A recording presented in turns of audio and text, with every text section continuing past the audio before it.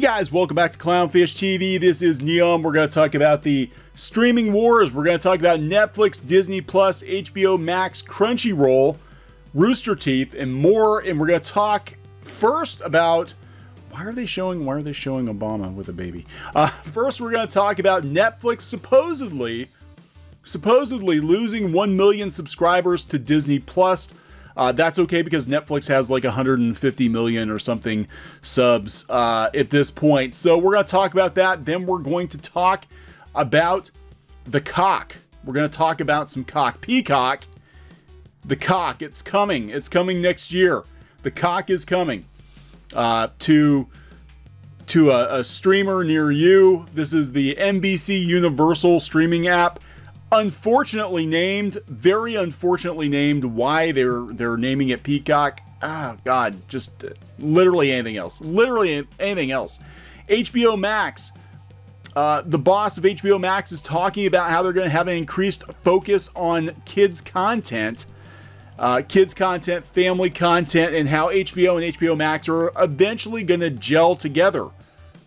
And that's probably going to happen more and more with Warner Media, which also leads us into Rooster Teeth and Crunchyroll and some of the stuff going on there. So before we get into it, please subscribe for more pop culture news, views, and rants. We're at about 85,000 subs, hoping for 100,000 soon. You guys have been awesome. I wanted to do this, break up the Star Wars news a little bit. I know there's a lot of Star Wars going on this weekend. I'd comment on The Witcher, but we haven't seen it yet, and I'm not going to have a chance to watch it. Neither Geeky and I are going to have a chance to watch it for another couple days. So when we watch it, we'll let you guys know what we think. Apparently there's a lot of boobies. There's a lot of boobies in Witcher, so I don't know. I don't know if I'm old enough to watch shows with boobies in it, so we'll see. Okay, so Netflix lost over 1 million subs to Disney Plus. Analyst singular says from USA Today, Disney's big streaming hit with viewers feels more like a low blow for Netflix. A recent report estimates Netflix lost over 1.1 million subs to Disney with barely a month in the game. A poll conducted by the firm found that 24 million people have subscribed to Disney Plus since its launch, while 5.8% of Netflix users canceled their subscriptions to make the switch. They said that they were canceling Netflix to go to Disney Plus. That doesn't even make sense because Disney Plus is just Disney content and they barely have any original content at this point. It is not a substitute for Netflix. Disney debuted its streaming service after pulling its movies off of Netflix 2 years ago. Should Netflix be worried? Probably not. Probably not. The estimate would exceed previous Wall Street forecasts, which projected over 20 million users by year end. This number also includes Verizon's offer of a free year of Disney Plus. So yeah, how many Verizon customers are out there getting Disney Plus for free? You know, and frankly, after The Mandalorian is over, we're hearing there's going to be a mass exodus. So this is interesting. Should Netflix be worried?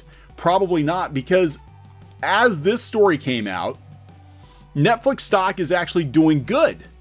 It's actually doing good. Did Disney hire these people? But yeah, Netflix stock is actually soaring this week. Netflix has been on fire for the past week. However, as investors have become increasingly optimistic about the company's growth prospects, even in the face of growing competition, the stock has gained more than 11% over the previous 5 trading sessions. Thankfully, we did not sell off our Netflix stock, even though it was not doing too well before. Yeah, look at Netflix. It's in the green. And apparently Disney is too. Here are 3 things that have investors in the streaming giant increasingly bullish for the future. International growth is strong. They just added 2.4 million subs in the US and Canada during the first 9 months of 2019, bringing the total to 67.1 million. I thought they had more than that. I thought they had like 150 million. I thought they had, maybe worldwide they have more than that. So the threat from Disney may be overestimated. Yeah, I want to talk about that. Look, we've actually said nice things about Disney Plus once we got it to work, but right now the only original content that's really going to bring people to Disney Plus is The Mandalorian, and it ends in a week. The Marvel shows, the other Star Wars shows, we're not going to see that stuff for a while. Well, I guess Clone Wars starts next year, but it's not enough original content to really bring average people to the platform, and it's all Disney content, you know? Disney has its audience for sure. but it's just one studio, and Fox and, you know, whatever else they own now. But still, it's a very small catalog compared to everything else that's on Netflix right now. The biggest threat to Netflix is going to be HBO Max. Hands down, it's going to be HBO Max. We'll talk about that here in a couple minutes. Yeah, they're talking about there's a perfect storm for Netflix this year. They said the combination of fear regarding the competition and the recent price increase slowed subscriber growth and increased churn. History has shown that the majority of subscribers who leave will return within 6 to 9 months after each major price increase, and that time is quickly approaching. This should provide an upside to Netflix. Netflix's U.S. subscriber numbers over the coming 2 quarters. Honestly, I think there's a lot of good content coming to Netflix. I don't think it's doom and gloom at all. They've been doing this longer than anyone else. And like I said, the biggest threat, I don't think the cock is going to be a threat. But look at this. They're having, okay, so this is NBC Universal's app. They're launching theirs next year too. And everybody's, not other than making fun of the name, nobody's talking about this. But they're going to have an event, an influencer event at Universal. At Universal Studios Hollywood. It's the ultimate access weekend for fans like you. Come see the cock. Come to Hollywood and see the cock. I don't think I'm going to go to Hollywood and see the cock, but thank you. Thank you for asking. There we go. Peacock is coming. That's all we're going to say about Peacock, because it's got a Punky Brewster reboot, a Saved by the Bell reboot, and a bunch of reruns of NBC sitcoms. I don't think it's going to be as big of a threat as HBO Max. So this was sent to me today by an animation industry insider. Trademark, copyright, trademark that. HBO has hit a ceiling. Bob Greenblatt details growth strategy for HBO Max and the streamer he pitched NBC. Interesting, the guy who used to work for NBC probably pitched the cock. He probably pitched Peacock to NBC and they didn't do it. It's interesting. So now he's moving to Warner Media, where he oversees a 3,000-person group that includes HBO, TBS, TNT, and HBO Max. $14.99 a month. That's, I think, what we're paying for Netflix right now. It's poised to launch in May, right around the time that NBC Universal, now eager to be competitive, rolls out a service of its own. In his first 9 months on the job, Greenblatt has been busy building out a team, a strategy, and a slate. So he was not happy at NBC. They did not seem receptive to his streaming idea. Now they do. And here's what's going on with HBO and HBO Max. A lot of people were like, is it the same thing? He says they're separate entities, but that's the old way of thinking about it. They're ultimately going to live together, bundled next to each other in the same app. So yes, they're separate departments, but they'll coalesce into one unified experience. Is this important? Yeah. Because what's going to happen eventually, even though HBO is technically its own thing, separate from HBO Max, is HBO Max is probably going to be the bucket that Warner Media puts all of its content into. If it's streaming, it's on HBO Max. It does not make sense, especially with them cutting costs. And we've been talking about this. It doesn't make sense for Warner Media with them cutting costs to run like 5 or 6 different streaming services. And they're focusing on kids entertainment. AT&T's new streaming service chief opens up about his strategy to expand a treasured brand with 10,000 hours of programs targeting a younger demographic. Oh God, they're trying to do a Friends revival. No, don't. Just don't. But I could totally see them doing it. Look, he's got all of his NBC stuff.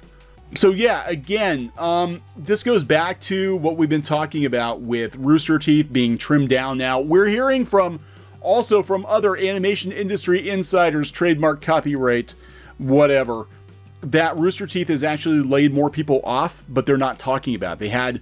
That would actually be 3 rounds of layoffs in a year that I'm aware of. They had one that was kind of quiet in March. They had the big layoffs in the big management shuffle a couple of months ago, and I'm hearing, I can't verify, but I am hearing that they have apparently let more people off before the holidays. So they're definitely trimming back on Rooster Teeth. But Rooster Teeth is basically, I think, just going to make content for HBO Max at this point. I think they're going to wind up just being a division that produces Genlock and Ruby, and they're going to make content for HBO Max. And this is probably what's going to happen to Crunchyroll too. Very interesting, because there's been a lot of talk about Crunchyroll getting gone or getting absorbed into HBO Max, because HBO Max has already announced that they're going to have Crunchyroll anime on that platform. Why subscribe to Crunchyroll when you can pay $7 more and get everything else, Cartoon Network and everything else, DC, all the HBO content, it doesn't even make sense. So I think what's going to happen is Crunchyroll is probably going to disappear. It seems like they're trying very hard to make a case for Crunchyroll, though. This just came out on IGN today, why Crunchyroll is the best streaming service to watch anime on. But their app isn't that great. I'm going to be honest. Their app really isn't that great. But they did make a deal to get more content with Viz. I don't know if you guys have been paying attention to this. One Punch Man is added to Crunchyroll after Viz Media partnership. Several Naruto movies have been added. So this is what's been added on Crunchyroll Anime. And it's pretty cool. We got Death Note, Naruto movies.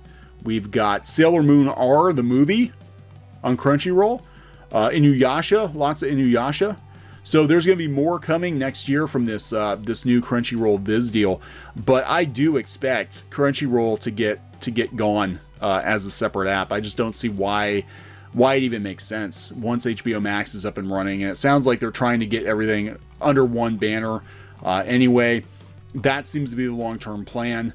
So we'll see. We'll see what happens. But, I don't think Disney Plus is really a threat to Netflix. I don't think anybody is a threat to Netflix at this point except for HBO Max.